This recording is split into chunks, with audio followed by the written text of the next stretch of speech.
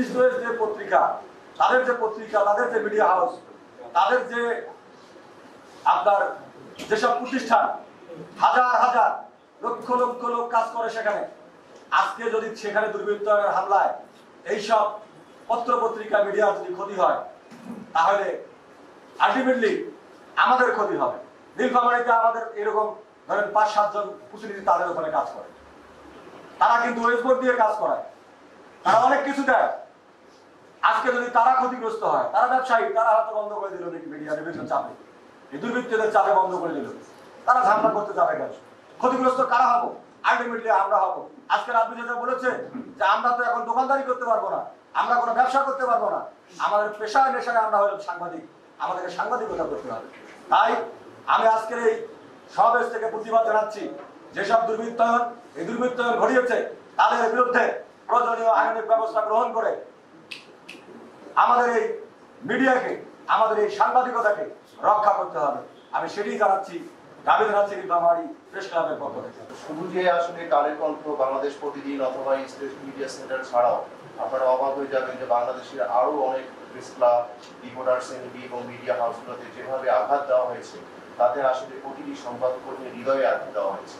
আমার বিশ্বাস যে আমরা যারা আমাদের পরিবারের জন্য, নিজের জন্য, আমাদের অস্তিত্ব টিকে থাকার জন্য আমরা যারা এই পেশায় কাজ করি, আমার মনে হয় না যে আমরা কারো অনুরোধ করতে কাজ করি। আমরা সকলেই আমাদের দেশের স্বার্থের জন্য আমরা কাজ করি। তো দেশের স্বার্থের জন্য কাজ করতে গিয়ে যদি কিছু মুষ্টিমেয় লোক আমাদের হৃদয়ে আত্মহনন করে, তাহলে আমার মনে হয় যে আমাদেরও এটা প্রতিহত করা উচিত। এবং সেই প্রতিহততার জন্যই যে আমরা যে আজকে এখানে সকলে একত্রিত হতে পেরেছি, এটা একটি বড় মেসেজ আমরা তাদেরকে দিতে চাচ্ছি যে আমরা আসলে কেউই কিন্তু এই প্রেসটা কিন্তু আমরা একা নই, আমরা পুরো বাংলাদেশে একটা আমরা সংখ্যাগরিষ্ঠভাবে আমরা অনেক বড় প্ল্যাটফর্ম হিসেবে কাজ করছি। আপনারা অবাক হবেন যে এই ৫ই আগস্টের ঘটনার পরে বাংলাদেশ জাতীয় ইসলাম, রিপোর্টার্স সহ এরকম প্রায় অনেক বড় বড় জায়গায় আমি দেখেছি মিডিয়াগুলোতে যে বিভিন্নভাবে যেভাবে তারা হস্তক্ষেপ করেছে এবং তারা যে কালো দাগটা দিয়ে গেছে, এটা আসলে কিন্তু খুবই জাতির জন্য একটি খারাপ বিষয়।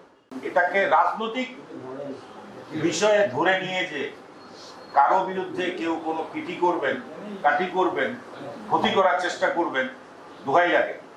আমি কিন্তু আবার সাংবাদিক ভাইদের বলছি, এই কাজটা কেউ কিন্তু করবেন না। কারণ এই প্রতিষ্ঠানগুলো যদি না থাকে তাহলে দেখা গেল যে আমরা হয়তো এই প্রতিষ্ঠানগুলোতে আর করে মিলে খাইতে পারবো না, অনেক সাংবাদিক কর্মহীন হয়ে যাবে। আমরা তো এই রাষ্ট্রের জন্য কাজ করি, আমরা জনগণের জন্য কাজ করি, আমাদের নিরাপত্তা রাষ্ট্র দেবে, কিন্তু আজকে পর্যন্ত আমরা কোনো নিরাপত্তা পাইনি। আজকে বারবার এই মিডিয়া হাউসগুলো আক্রান্ত হচ্ছে, বারবার আমাদের সাংবাদিকরা আক্রান্ত হচ্ছে। কেন? আমাদের অন্যায়টা কোথায়? আজকে শুধু ইস্ট ওয়েস্ট মিডিয়া গ্রুপের 7টি প্রতিষ্ঠান না, গত 5 আগস্ট সরকার পরিবর্তনের পর কয়েকটি প্রতিষ্ঠান, TBC news, 71 TV, ATN news, ATN Bangla, সময় টিভি সহ সেদিন মোট 8টি প্রতিষ্ঠান, 8টি সম্প্রচার মাধ্যম সম্প্রচার বন্ধ ছিল।